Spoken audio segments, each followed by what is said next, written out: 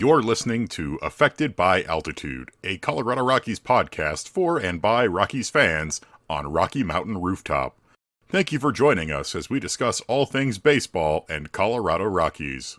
Hello and welcome to Affected by Altitude, the Colorado Rockies podcast on Rocky Mountain Rooftop, a proud affiliate of the Fans First Sports Network. I'm your host, Evan Lang, and with me, as always, is Skyler Timmons. Howdy. Skyler, Christmas is over.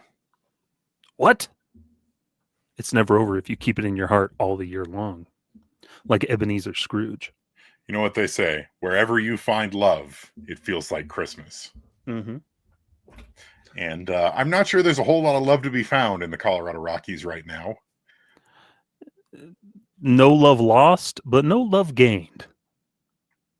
I think there's an opportunity for some love to be gained, but when you look at what all of the other teams in the National League West are doing compared to what the Rockies are doing, it feels like the Rockies are closing off their hearts, Skyler. Yeah, and this we're just hopping right into it this week. Is it's interesting off season. There's been a flurry of moves. It's been a lot more busy this December than in years past because partly one year was a lockout.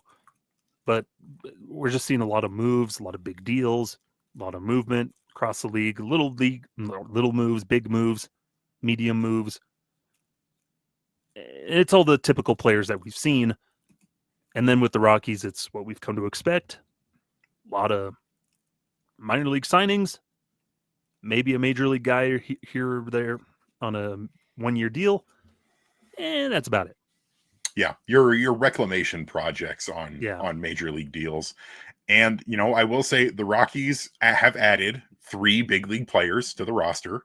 And that's more than they've done in years past. They've added Tyler Estrada, Kyle Farmer, and they claimed Jimmy Herget off of waivers. But you compare that to what some of the other teams in the NL West are doing, and it feels like a whole lot of nothing. But honestly, a lot of that comes from your Diamondbacks and your Dodgers, who are really making that push.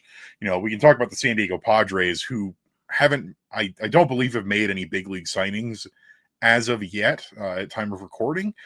But the Padres have a bit of an excuse in that their owner passed away last season. There is a lot of trying to figure things out behind the scenes, especially with money. The Padres being one of those teams that lost their RSA deal as well. But, you know, Peter Seidler was spending a ton of money to try and get the Padres to the World Series before he passed. And unfortunately wasn't able to do that. But, you know, we've seen that kind of thing before where, you know, Mr. I with the Detroit Tigers back in the day, just spend. I've not got long. I need to get us over that hump. And then if you don't make it over the hump, and then unfortunately your owner does pass away, there's lots to figure out. Yeah, no, that's what it's been with this offseason. Is the National League West is a competitive division, Evan. I think we've learned that over the past 30 some odd years, where the Dodgers are always going to be kind of players, especially over the past decade, where they've been really good. And then even before that, but the Giants have always been in that mix through some good years, and now they have a chance where they're trying to maybe move positions with Buster Posey at the helm. They've been linked to a lot of free agents this offseason. Like Pete Alonso is one that they're looking at as well. They were in on Corbin Burns, I think. So they're touching base with a lot of different players, but they got Willie Adames at short. And the Diamondbacks, who honestly the Rockies could learn from, are making really good moves around the board. And then, of course, the Dodgers with their money. So it's this trend where we see these teams being active, doing these interesting things. And then it's just kind of the Rockies off in their own little world, doing their own little thing of, well, we're going to rely on our young guys to play better, and we're going to get some stopgap guys to give our younger guys more development time. Yeah, and with the 3 of the other National League West teams, they've each got at least one big splash signing. So the Diamondbacks did have a couple of people walk. They had to make some trades. They brought in Josh Naylor, and then they just spent $210 million on Corbin Burns, one of the biggest free agent pitchers on the market. The Giants spent a ton of money on Willy Adames as their big acquisition, and the Dodgers, doing Dodger things, have, well, done a lot, and they're probably not even done. Where Teoscar Hernandez, Blake Snell, and Michael Conforto are all in. Both Snell and Teoscar are pretty large deals with a lot of deferred money because that's what they do. But then again, so, I'll put it on record. I hate deferred payments. They drive me insane. I don't think they should be allowed. But at the same time, right now, they are. And we are watching teams utilize that tool, the Dodgers especially, but the Diamondbacks, the Corbin Burns deal has about $60 million in deferred money. I believe the Willy Adames deal has at least a little bit of deferred money to it. And the Rockies just don't do that. Yeah. Whereas they keep doing their things of, we're a draft and develop team, but then they don't supplement that draft and develop thing like these other teams do. Because the Giants and the Dodgers and the Padres and the Diamondbacks all have pretty good farm systems with a lot of interesting homegrown talent on it. Yeah. Yeah. And the thing with deferred money is like, that's probably going to come up in the CBA. Maybe. I don't know. Both sides seem to like it so far. But it's like, why isn't there a limit on how much deferred money can be deferred in a contract, like a max of what you can do? Because it's just playing with imaginary money at that point. Of, we'll pay you down the line, but you'll get this little amount right now. Yeah. And then there's the world of opt-outs of, Corbin Burns, it's a 6-year deal, but he can leave after the second year. So you're seeing this creative process out in the National League West of how deals are being made and constructing the contracts, which it can be frustrating because the Rockies are it's very simple, which is fine. It's usually mutual options that they can decline. They don't really do the opt-outs very much, if at all. Trade clauses are they'll usually use those. But it's still sticking to their guns and they're stuck with stuff. Yeah. I think the big issue with the opt-outs is how much grief, because how Dick Monfort and this Rockies front office can be, where they do not like getting scolded. They do not like getting yelled at. And I remember how much flack they got, especially when the trade ended up happening with the opt-out in Nolan Arenado's contract. That general manager at the time, Jeff Bridich, really pushed to get into that deal. But then the concern was that, Nolan's unhappy, but what if he doesn't execute that opt-out and then we're stuck? Yeah. And it's complicated because the Rockies, especially compared to the other teams in the NL West, are probably the most cash poor in terms of the whole division. But they can be smart with it, and they need to jump more into how things are going in this modern era. Like the fact that the Kris Bryant deal, 7 years, $182 million, has no opt-outs, a full no trade clause. It's no deferred money. It's your standard long-term big money deal, and it's spectacularly blown up in their face. And I just think, man, how nice would it have been if there was an opt-out or some sort of mutual opt-out or deferred money or something, so that it wasn't just a weight hanging around the neck of this organization. And that's speaking nothing about Kris Bryant as the player. That's speaking solely about the money, where this team does not have a lot of money. They've lost their RSA deal, so they're not getting that cash infusion. And $182 million is a lot of money, and $27 million a year is a lot of money. And if you had deferred some of that or tried to get creative with the numbers, then maybe we wouldn't be in this pickle, as it were. Yeah. And we'll definitely dive into Kris Bryant more in a little bit later in the show. But you look around the West and just see the way they're being creative with constructing their rosters, the things that they're doing. No, I'm sure that the Diamondbacks probably had a first baseman they could have easily plugged in at first base after Christian Walker goes and signs with the Astros. Okay, it probably wouldn't be that great. We'll just throw in a stopgap or some random veteran we could have gotten, and we'll just stick him there until we find our next first baseman. Instead, they still go the stopgap option, but it's still a competitive move stopgap of getting Josh Naylor from the Cleveland Guardians. You get a guy who can mash, play some decent defense, a good left-handed power bat to replace some things they missed in their lineup from a Jock Peterson and Walker leaving.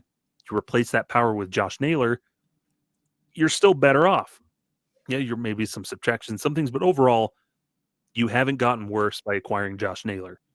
You're still competitive with your young group of players. And then, Evan, their biggest question was the rotation. And what do they do to enhance their rotation?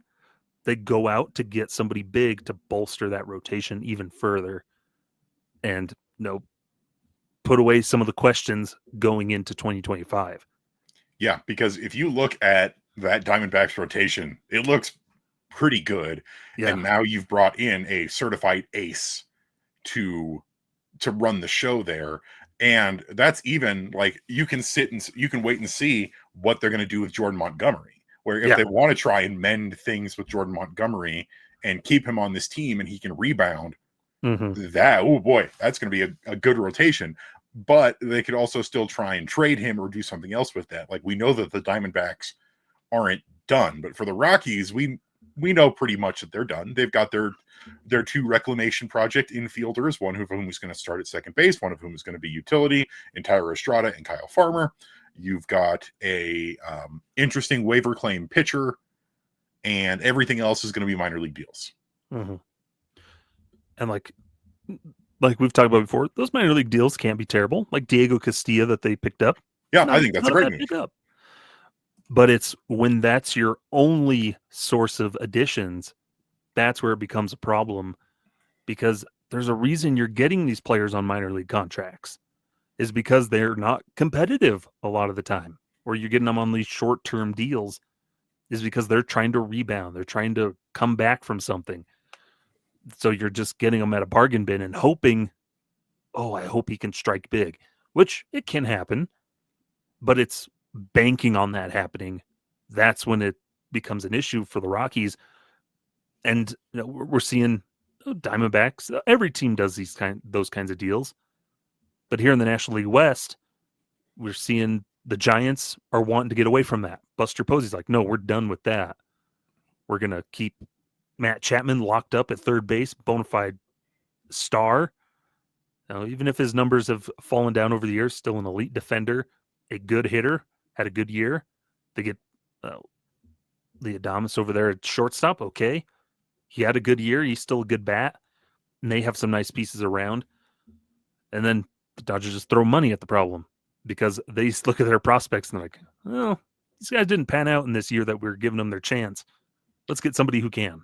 Yeah, let's throw a ton of money back at Teoscar Hernandez, which also tells me the way that they've coordinated their outfield is that they don't have a ton of trust in Outman or Pages, which is interesting because those are two guys who were top prospects, and Outman was third place for Rookie of the Year in 2023, despite the fact that should have been Nolan Jones. But it's really interesting because you're seeing all these different things where the Dodgers are very quickly willing to give up on a prospect. We are in constant win now mode. This prospect isn't ready. Bam. We're going to throw money at the problem. It's very cutthroat for them. Versus the other teams are a little bit more balanced. And for the Padres, the big thing about the San Diego Padres is that they didn't really lose a lot of big name guys. Probably their biggest names that they lost are Tanner Scott, who was a rental anyway on the trade market, and Jurickson Profar, who had a career season, and there's no idea if he's going to be able to replicate that. In the meantime, they've got a pretty solid farm system to back that up. Ha-Seong Kim is definitely a big loss for them, but they have people that they can put in instead, especially with Kim's injury history as of late. Yeah, their roster's built of shortstops anyway. Yeah, their entire roster is basically shortstops. And for the Diamondbacks, they've got a good mix as well of homegrown talent and guys that they've brought in, and so that they can part ways with some of these veteran guys and feel like, okay, well, we'll go ahead and we'll bring in a couple veterans, but we have other guys. They can rely on Corbin Carroll having a bounce back season, because he was really starting to turn it around in the second half of 2024. And then again, you look back at the Rockies, and almost it's the same as always, that their off-season strategy is some minor supplementations, reclamation projects, and minor league deals. And again, I always say there is no such thing as a bad minor league deal, unless that's all you've got. Mm-hmm. Unless that minor league deal ends up playing way too much when they shouldn't be. Your Harold Castros and the such. But so much of the Rockies 2025 season is banking on, who do we need rebounds from? We need a rebound from everybody. We need everybody to have a career year. We need Michael Toglia to continue doing what he was doing last year. We need Nolan Jones to bounce back. We need Jordan Beck to turn it on. Like, the only certain guys right now are Doyle and Tovar. And Tovar's got a lot to work on. Like, Tovar is really, really good, but he's also one of the worst chasers in the entire league. Mm-hmm. And it's a lot to go, okay, well, we have had back-to-back years of success from these two young guys. Now they've got to continue having a career year every single season. What happens if Brenton Doyle gets hurt or Tovar slumps or something like that? And then everything goes down in the toilet. And again, like we mentioned last week, yet another year of, this will be the year that Ryan McMahon finally breaks out and has a career season. Yeah, I like when you go back to what you said about the Dodgers in relation to the Rockies, where they're very quick to give up on a prospect. They are very quick to move guys along, but then also realize, I'm going to take the guy that's already the established star, as opposed to random dude I took out of college a couple of years ago. They take the sure thing instead of the maybe thing. They gave those guys chances. Andy Pajes still had a decent year, but nowhere near what a top team that just won the World Series wants out of their everyday outfielder. Same with James Outman. These guys had their opportunities, made the most of it a little bit, but there's always ways to improve. And there may always be a player that's better than what you already have. And so they look for that and they get that. Yeah. Whereas the Rockies, and this is one of the problems I have with how they've constructed or approaching the 2025 season. Oh, it's a year of development and transition. Then what have the last several years been? They continue to kick the can down the road of, well, this will be a year to give us time to develop our young guys. Yeah. What about the time you had to develop them last year or the year before that? Why do we keep bringing in guys to act as a stopgap and you keep pushing the reality of where you are further down the road? Yeah. Because you know what would help Adiel Amador? Let him play second base every day and see what he can do. If it doesn't pan out, you can reassess in the offseason and say, well, we like some things, but he didn't develop over the course of the year like we wanted him to. Let's look at second base again and see what we can do there. Yeah. And no one is suggesting that the Rockies can keep up with the Dodgers spending, because really nobody can. They're one of the most valuable franchises in the league. They have an $8 billion media market. They're one of the biggest media markets in the league. They have full control over their own regional sports thing that breaks in a ton of cash. That we will never be able to match that. But the Rockies could stand to be, and I don't want to say cutthroat, but a little bit more quick to... A little more proactive. Yes. Where nobody has expected the Rockies to make the playoffs in any of basically the last 4 seasons, right? I think the last time anybody had the delusions of playoffs was 2019, because we were coming off back-to-back playoff years. But after that, I don't think anybody's, outside of maybe the front office, who always bring up, oh, well, Bud Black brought us to back-to-back playoff seasons, thinks that we have any shot of competing. And if we had been more proactive, we brought this up before with guys like Elaris Montero and other prospects, or even Brendan Rodgers, we maybe could have figured things out a heck of a lot sooner. Mm-hmm. Yeah, it's like, and they can take that you look across the National League West, the Rockies could learn a lot mentality and philosophy-wise when it comes to roster construction and just the quest for competitiveness and development. And we keep pointing back to it. There's so much they could learn looking at the Arizona Diamondbacks. So much they could learn because the Diamondbacks, throughout their history, have been able to go out and get good free agents. They're able to go out and make some good trades, even during bad years, even mixed in there. This is a team that had Randy Johnson, got him at a free agency. A team that they've had tons of good players in their history. They've developed good players. Paul Goldschmidt was a Diamondback that they drafted and developed. So there's so much that they've done right. They've done everything that the Rockies wish they could do. They're everything the Rockies wish they could be. Yeah, and all the great years they got out of guys like Christian Walker. Yeah, who was an outcast and then broke through after they traded Goldschmidt. They gave this guy a chance, and he takes off and becomes one of the premier first basemen in the league defensively and offensively. Yeah. So it's being willing to just take a chance and stop waiting on guys and maybe be a little more proactive and start playing the game. If you want to compete in the division, and we talked about this in our Purple Rose Slack channel, by just actively trying to compete in the National League West, the Rockies would be better off throughout the season. And that wild card that they hope for becomes a lot more realistic when you're aiming to compete with your already good division.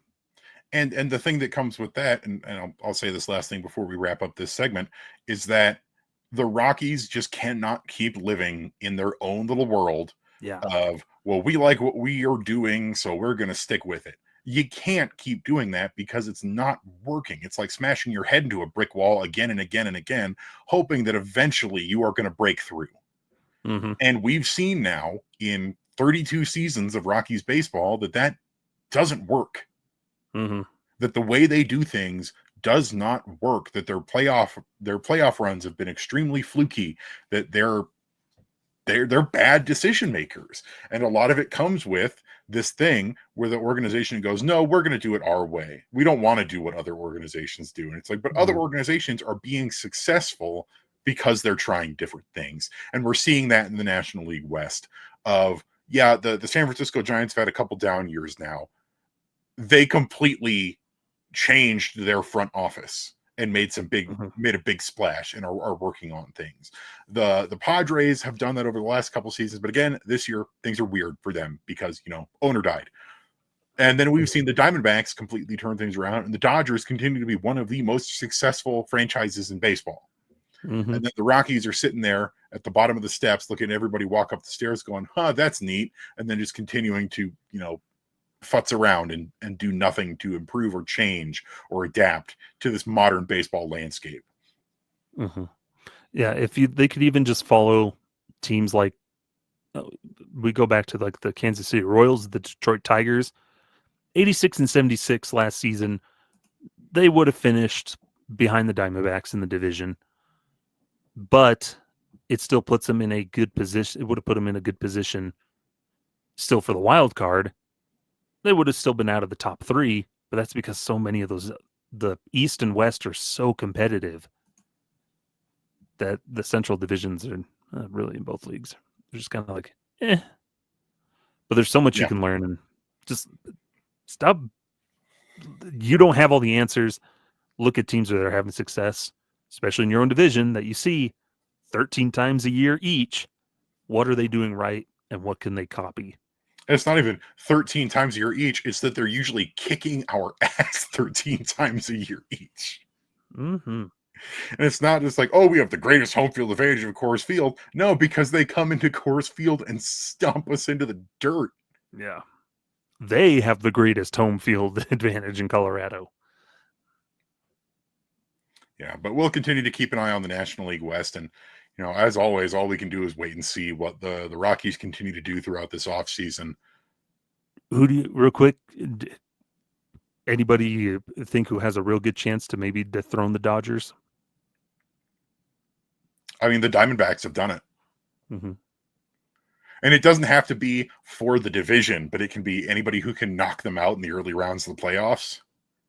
Well, I'm thinking along like who can give them a run for their money in the division to win that top crown. And yeah, I think the Diamondbacks can do it if all those things hit at the right moment. Yeah, if they don't have that awful first half like they did last year.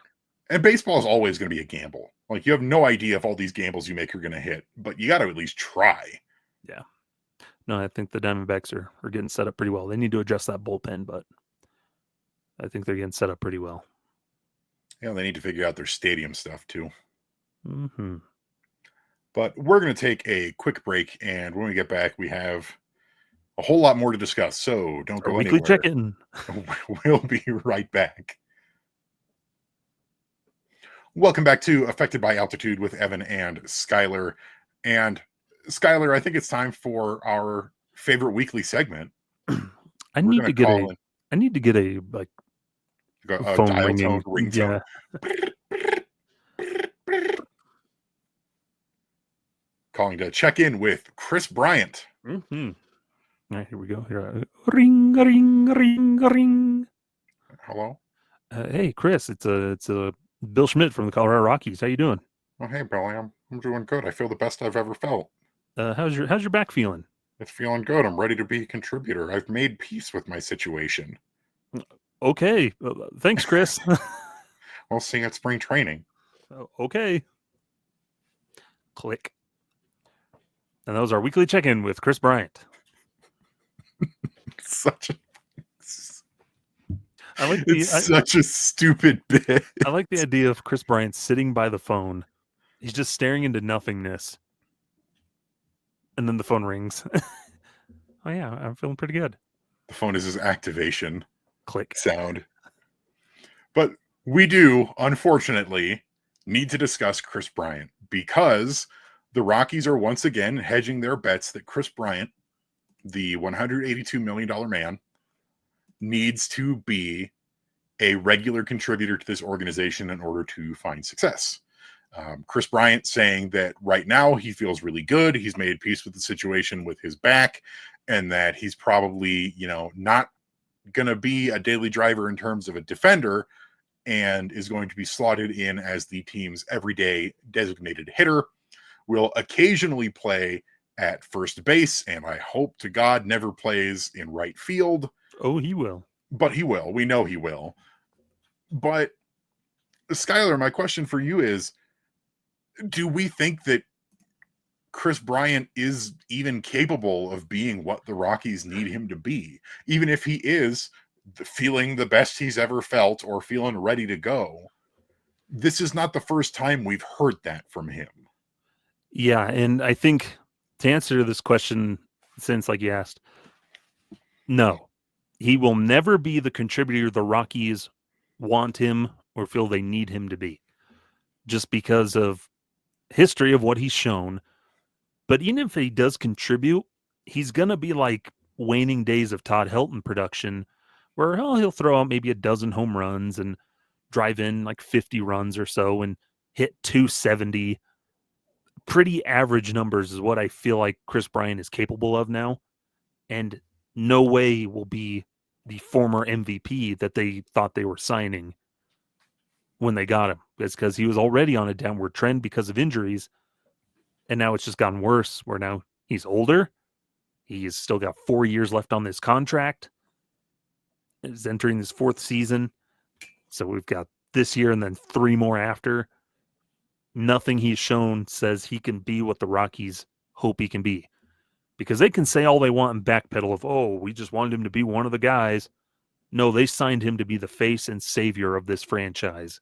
Yeah, you do not pay a guy star player. You do not pay a guy $182 million to be just one of the guys. And I actually really like that comparison with waning days Todd Helton, because Todd Helton also ended up having a degenerative back issue. He was in a lot of pain all the time. But here's the difference between Kris Bryant and Todd Helton, is that Todd Helton is a Hall of Fame player who made the adjustments necessary to continue playing at a solid level into his 30s. Yeah. It's like he wasn't the Todd Helton of the 2000s anymore, of smacking almost 50 home runs and driving in 100 RBIs and having 100 extra base hits and all that stuff. He was just a solid veteran player that was contributing while the young guys were taking over. And still an incredible defensive first baseman. Yeah. Versus Kris Bryant has never really been a good defender at any position. He's not that good at first. He wasn't really good at third. He's not to be mean, but a terrible outfielder. But he's also shown so far that he can't adjust his game to improve or put a better product out on the field while still dealing with his back issues. Like Kris Bryant, when you've got a back issue, you're never going to be the big bopper anymore. But I feel like that's what the Rockies are still asking him to be, and that's what he still wants to be. And it's not going to happen. And it's okay. Players change with age. And, this contract stinks. There's no getting around it. And there's really no getting rid of it. But I want to see him, make a major change, make adjustments to his swing, up his mechanics, do a bunch of different stuff. We've seen lots of Rockies players even recently do that. The mechanical changes of Brenton Doyle, he put in a ton of work over the last offseason to fix his mechanics, for his hands especially, and where he was looking. And we need guys like Tovar could definitely stand to go to the Brenton Doyle hitting camp. Michael Tolia making adjustments. And in terms of back issues, I think about Austin Gomber, who had a back fracture and worked very hard, and it didn't show up well at first because he was still adjusting to it, but put in the work to completely change his delivery mechanics so he's not putting as much torque on his back. And I feel like we haven't heard about Kris Bryant doing anything about that. Yeah, what is he? Because we hear from him that he's swinging a bat, he is working on things. He hasn't stopped since the end of the season. He's working on stuff, but that's part of it. Like, we don't.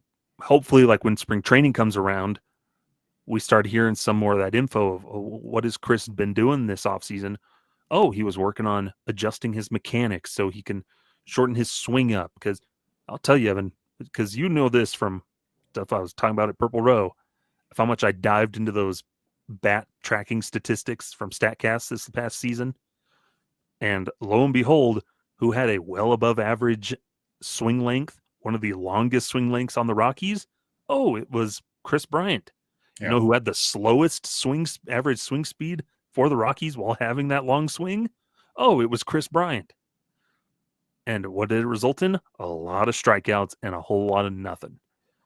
And so hopefully when spring training rolls around, we can hear something of Kris Bryant worked on this and this, because I think we both agree we want him to be successful. We want him to be a contributor, but there's not a lot of faith in it happening. We'll see it when we believe it.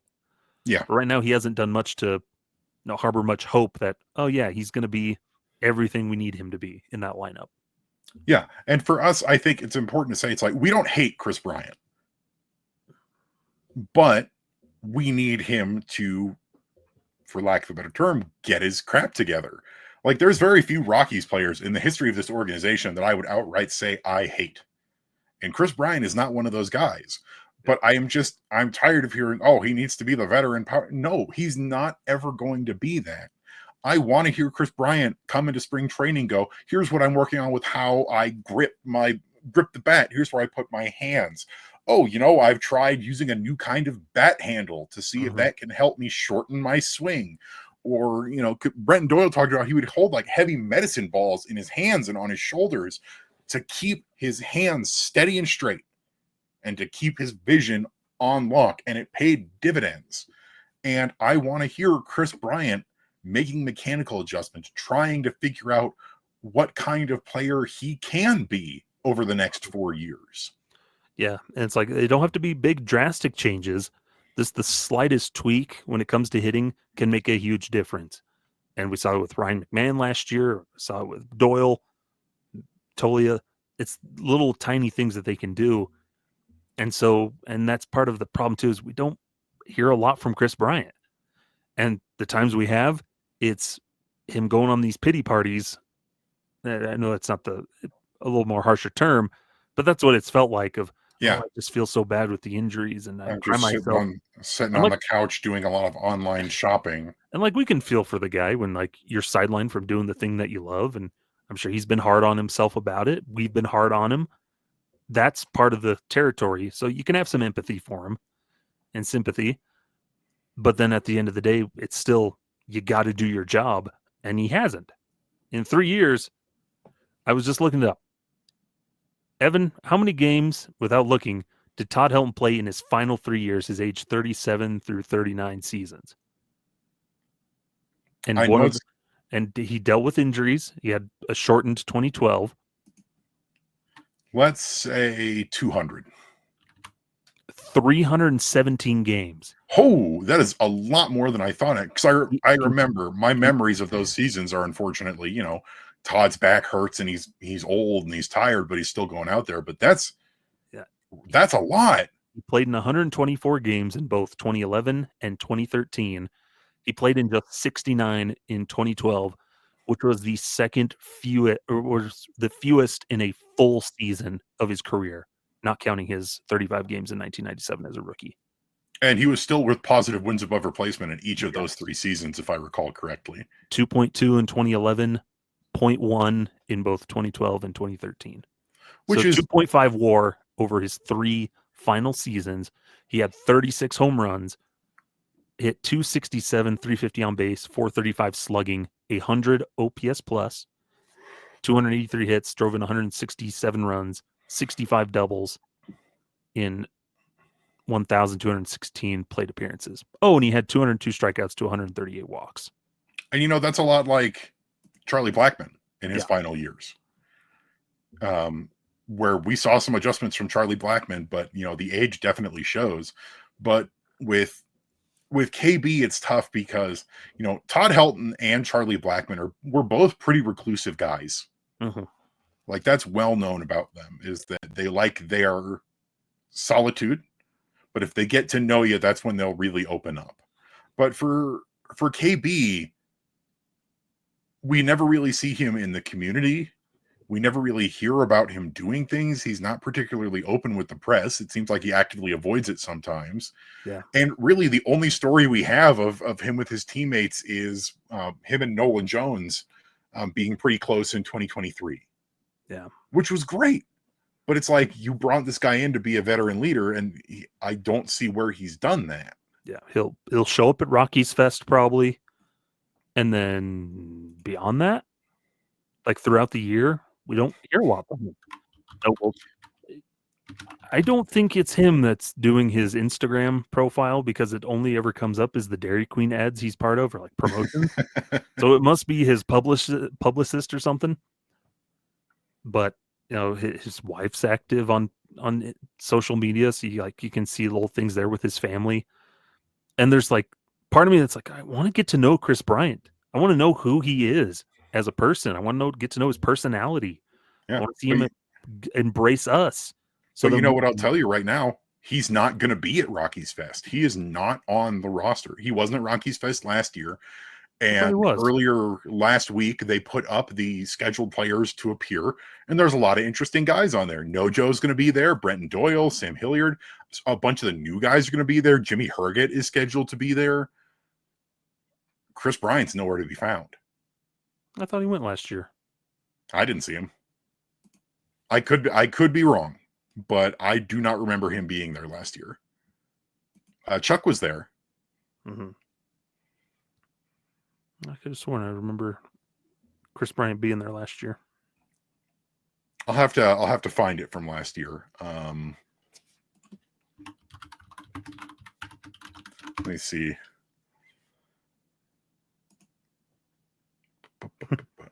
Quietly Googling. But to that aspect, that's something we've talked about. Beyond the playing on the field, Kris Bryant has to do more. Yeah. Of even just being off the field. And no, it doesn't always have to be public stuff. That's fine. That's who he is. Whatever. We're used to that. But it's making that effort because it's more than just the guys in the clubhouse which sounds like he has some good relationships with them, but it's beyond that. There's more to the Rockies than just the guys in the clubhouse and the organization. There's the entire state of Colorado that, of a lot of fans, who this team means a lot to them, and you got to embrace them too. And he hasn't really done that. And so it's hard when we hear the Rockies like, oh, he's going to be a stabilizer in our lineup. We need that veteran experience because we had a lot of youth and key other guys were injured. So we need him in that lineup to bring that experience taste. But I'll tell you this, Evan, when he was in the lineup, he wasn't good. Yeah. He hasn't been good. And it's been diminishing returns over the last 3 seasons. Also, just to correct myself, you are indeed correct. Kris Bryant was on the roster for Rockies Fest last year. I don't recall seeing him there, but I could have just missed him. Mm-hmm. Yeah, because he was on that one panel with like Charlie Blackmon and some others. Yeah, but I don't know. We need to see a lot more from Kris Bryant in a variety of different ways, and all we can do now is just sort of wait and see. Yeah, because we want him to be successful. We want him to contribute, but the Rockies can't bank on it. Yeah. He's done nothing to prove that you can put your faith in him. If he comes in and then he surprises you, great. We are happy about that. But then if we get these hopes up and, he's going to be an aircraft carrier, quote, an aircraft carrier, and then he comes in and just crashes and burns in the Mediterranean Sea, well, we knew what to expect. Yeah, but who knows? We'll wait and see. But you know what? Not leaning on Kris Bryant so heavily could be a New Year's resolution for the Colorado Rockies, don't you think? Incredible segue. So we're going to talk a little bit about New Year's resolutions for our Colorado Rockies. So don't go anywhere. We'll be right back. Welcome back to Affected by Altitude with Evan and Skyler, the third and final segment of what is our final episode for 2024. When next you hear us, our next episode released will be the far off future year of 2025. Yes. Unless you're listening to this in 2025, then welcome. In which case, greetings from the past. You're listening to this on Wednesday. Greetings from the past. So I always think about the in the show Harvey Birdman, attorney at law. He's representing the Jetsons. It's like, we're from the future, the far off year of 2004. And he looks at the calendar and it says like 2008. But it's the end of the year, Skyler, and with New Year's comes New Year's resolutions. And we're not always the best at sticking with them, but we at least try to make a plan for what we want to do here in the upcoming year. And we did this a little bit last year as well, but we're going to come up with some New Year's resolutions for either the organization as a whole or various individual players. And we'll start with what we just talked about. Is a resolution for the team is to not have to rely on Kris Bryant to carry the team. And the resolution for Kris Bryant is you need to be more open and active in what you are doing to change or fix your game. Mm-hmm. That's good. Very good. We'll just go rapid fire here with this one. Big one for the team in general. Draw more walks. No more of this setting records of strikeouts and striking out 10 plus times a game.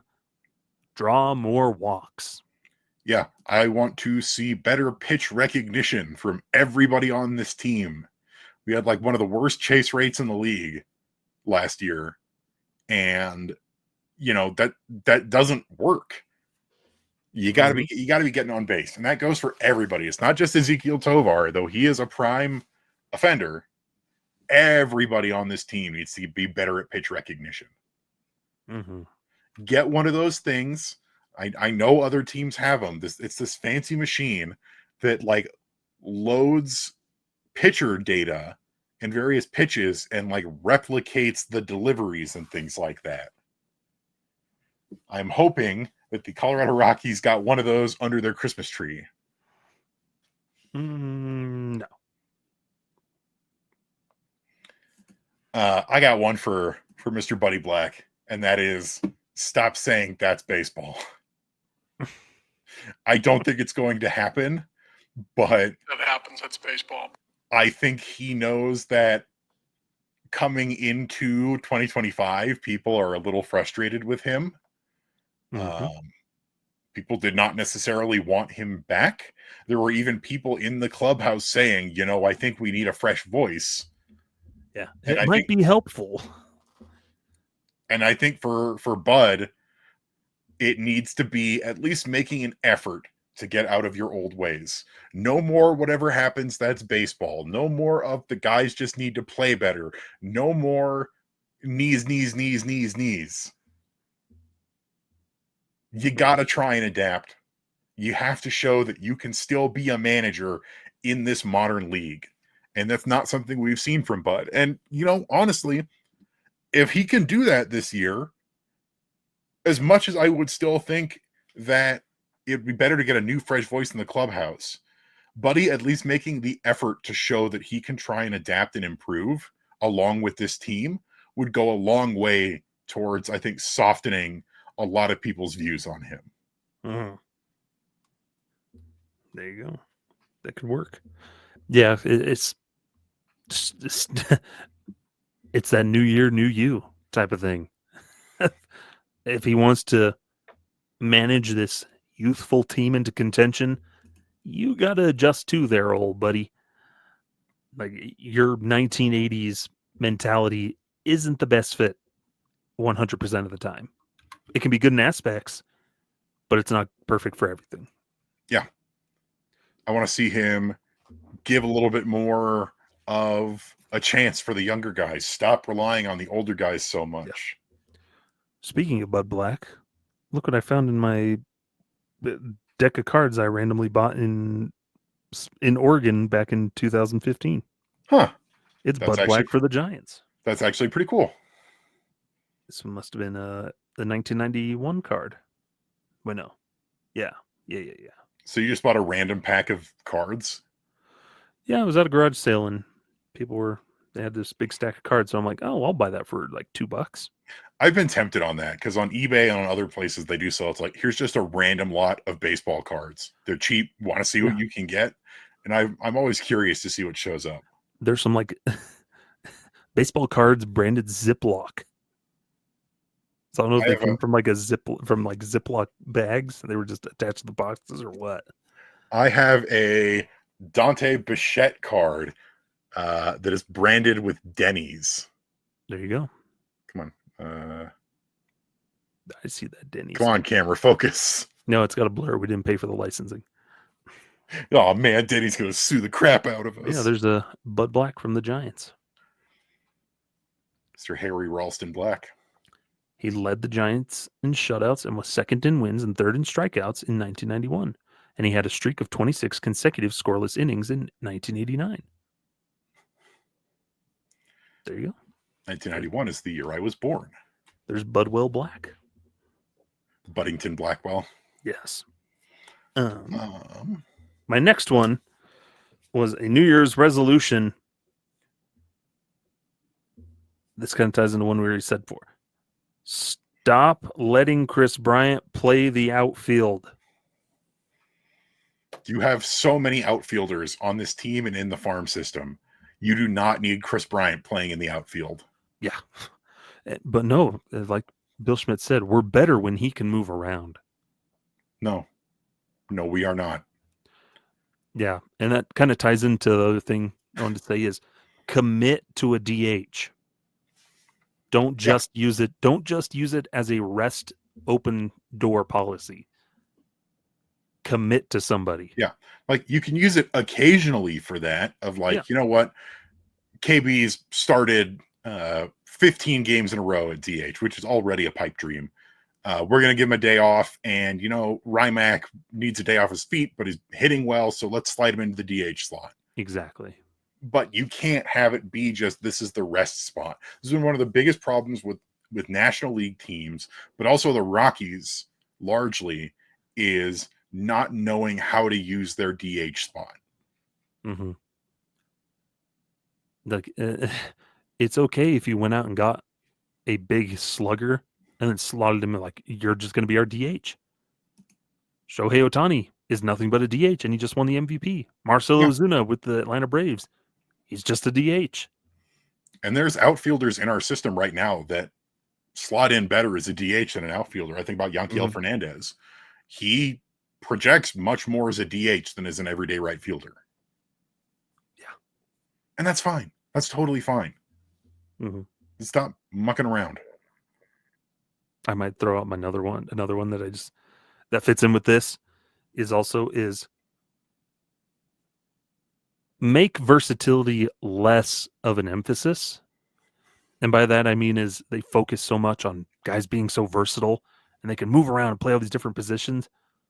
Like, that can also be a detriment when you're not using it correctly, because then you're just constantly shuffling guys around and it's hard to get established.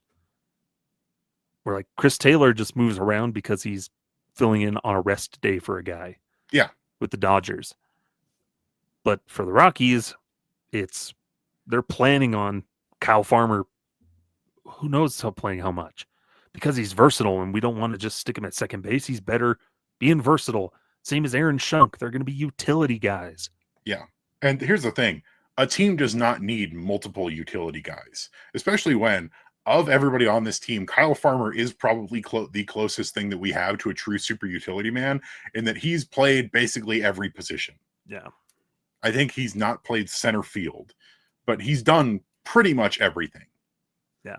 And it's like you said, sliding people around too much can be a detriment, because people often get a little bit more of a rhythm when they don't have to put a little extra focus on their fielding because it's not their natural position or something like that. Like, we know that Ryan McMahon hits better when he's playing at third base than when he's at second or first.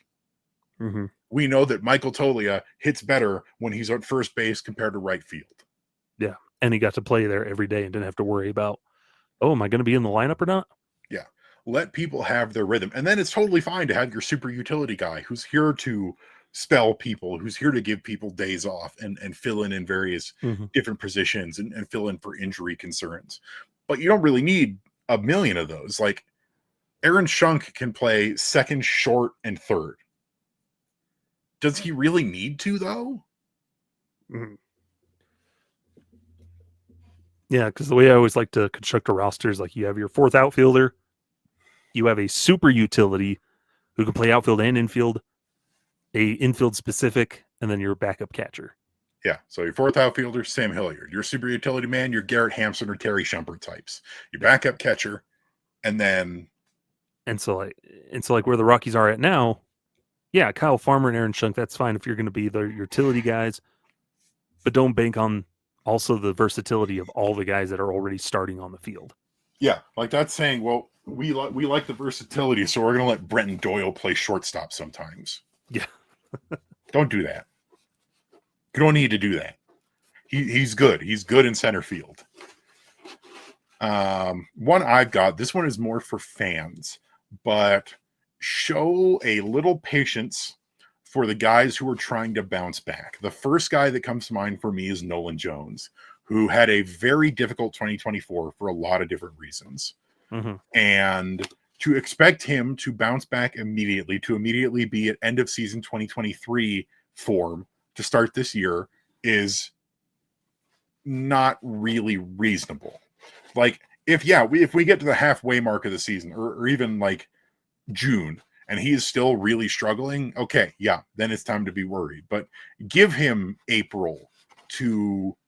spring training, give him April to try and get his head on straight, because he had a tough year for a lot of different reasons. And I don't want people to just give up on Nolan Jones, because we've seen his potential. Mm-hmm. And that's the thing. I think a lot of Rockies fans have become particularly impatient recently. And I think that comes with the territory of being a bad team, of being a non-competitive team, because you get tired of seeing these non-competitive rosters and these guys really struggling. But sometimes you do need to have a little bit of patience. Like for Kris Bryant, no, I understand not being patient with Kris Bryant. It's now been 3 seasons, 3 bad seasons, 3 injured seasons. I get it. Mm-hmm. But for guys like Nojo, who we know the spark of what he's capable of, cut him a little bit of slack. Mm-hmm. That's all I ask. Yeah, pretty much. Show some empathy to the fellas. I had one, and embrace the youth. Like when they prove they're ready, give them the chance. Especially with that rotation. Like, care who it is, they're all pretty much expendable. From Marquez down, Feltner not so much. He's got his spot. Yeah. But everybody else, do not become attached to what you already have. Like, give the youth a chance when they're clearly ready and they're doing better than what you already have. Give them that chance. And, I will say we've seen a little bit more of this than I think we're used to so far, where Bill Schmidt has already said that Jordan Beck is the front runner for the starting right field position. So we pretty much know, at least if Jordan Beck really, really struggles in spring training, like he's real bad, I think then they would probably try and figure out something else. But every indication is that Jordan Beck is probably going to be the starting right fielder. And Bill Schmidt has also said that Chase Dollander is going to be given every opportunity to earn a rotation spot out of spring training. Do more of that. Like you said, don't get attached. It's okay to like our veterans. Like, I love Herman. I love Senzi. I love K-Free. But we are a rebuilding team with some very interesting pitching talent knocking on the door. Mm-hmm. Because you know who else I love? Chase Dollander, Carson Palmquist, and Sean Sullivan. And I want to see them in the big leagues as soon as possible. Mm-hmm. Same with Gabriel Hughes. I'm giving Gabe Hughes a little bit more time just because he's still coming back from Tommy John. But man, it was so nice to see him pitch during the Arizona Fall League. Like the fact that he was out there at all, huge, huge, huge. Mm-hmm. Huge. Let me tell you, he's a dog. At Gabriel Hughes, he's a dog. He's got that dog in him. Mm-hmm. I think it's your resolution. Try not to get mired in the past. And this goes for everybody. This is fans. This is the team. It builds off a little bit on embracing the youth, but we can miss Charlie Blackmon. He's gone. New team. Yeah. 2017 and 18 were fun, but that was a while ago. Yeah. Rocktober was 17 years ago at this point. So it's those things are really cool and they're great parts of Rockies history, but we can't be stuck on them. We can't be like, oh, well, we made the playoffs in back-to-back years almost 10 years ago, so that means we're on the right track. Or, well, in 2007, we went to the World Series, so that means we're a competitive organization. Mm-hmm. And that goes with some of the stuff we were talking about in our first segment of the Rockies need to adapt to the modern game of baseball. They need to start trying new things and new techniques and looking at what other teams are doing instead of just sitting around and going, well, this worked in 1985, so why doesn't it work now? Mm-hmm. And to piggyback off that, also celebrate your history. And more importantly, create a dang Hall of Fame already. Yes. And you know what? You can celebrate your history without getting stuck on it. Mm-hmm. Celebrate. I still really want this team to try and mend the bridge with Troy Tulowitzki. I think it's a darn shame that we haven't really been able to celebrate him, especially on this year where his name is on the Hall of Fame ballot. Mm-hmm. And there's some other guys that we really haven't seen that much of. And I 100% agree. It's where is our team museum? Where is our Hall of Fame? These things that almost every other team has that we don't have. that we were promised. Like that was supposed to be the whole part of the McGregor Square project, was there's going to be a team museum and Hall of Fame. Where is it? Get in some guys and be like, you guys are the inaugural class of the Purple Jacket Hall of Fame. Mm-hmm. Do it. Bring in Larry Walker, Ellis Burks, Matt Holliday, Troy Tulowitzki, and Todd Helton. Just like a handful of guys from this team's past, and go, you are our inaugural Rockies Hall of Fame class. Mm-hmm. Do that and put up a fan vote of other people. That'd be cool. Like you pick a couple people, but then like 2 spots a year or every other year are decided by fan vote. Well, it's like what the Cardinals do, where they leave it up. They have their committee pick guys, but then they also put up a few to have the fans vote on. So you got to be careful with that, though, because that's how you end up getting an entire all-star team made up of the 2016 Kansas City Royals. Or I don't think the Rockies fans would vote in that aspect. It'd be like Hall of Fame Hall of Fame face. Yeah. Well, the committee would select a few players, like, oh, we're not sure, but we've narrowed it down to these guys. Yeah, here's Jayhawk Owens, Terry Shumpert, Aaron Cook, and Gabe White. Aaron Cook's winning that easy. I was just trying to pick random guys off the top of my head. Yes, I know. Cookie would be in one of the. He's an easy get. I mean, if maybe that's something that we can do at some point, is sit down and name our Colorado Rockies Hall of Fame. Mm-hmm. But yeah, celebrate the past without getting stuck in it. Mm-hmm. We'll create a ballot and have the 2 people who would interact with it on social media vote on it.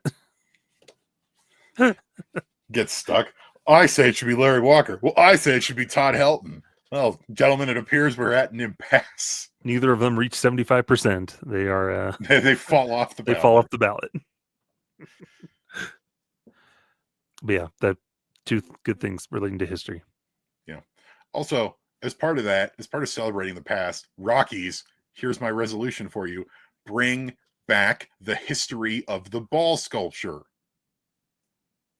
You promised it would get put back up, and it's still sitting disassembled in a parking lot, and it breaks my heart. Yes. Anyway, mm-hmm. Tell us what your New Year's resolutions for either yourself or for the Rockies in the comments.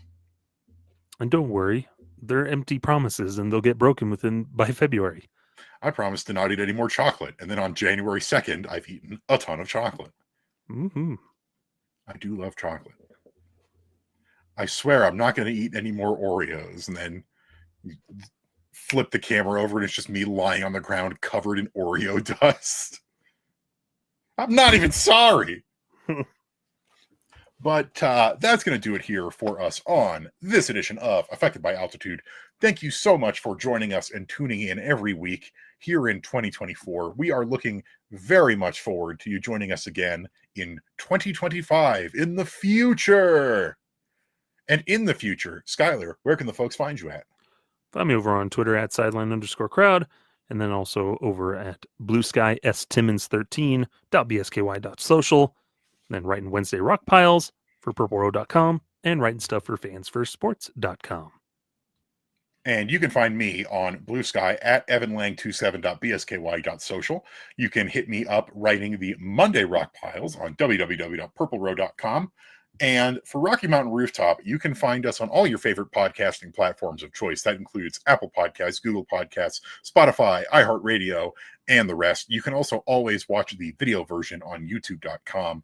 Remember that we can be found on social media, including YouTube, at Rocky Mountain Rooftop. That's at ROCKYMTN Rooftop.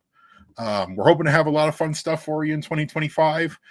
But as always, thank you so much for tuning in. Happy New Year. Hope you all had a magical holiday season, and we'll see you next year. Skyler? Poorly drawn Rockies, Bud Black. It's with the chin. I messed up drawing a circle. I see. There you go. Also, you gave him the wrong number. Nope.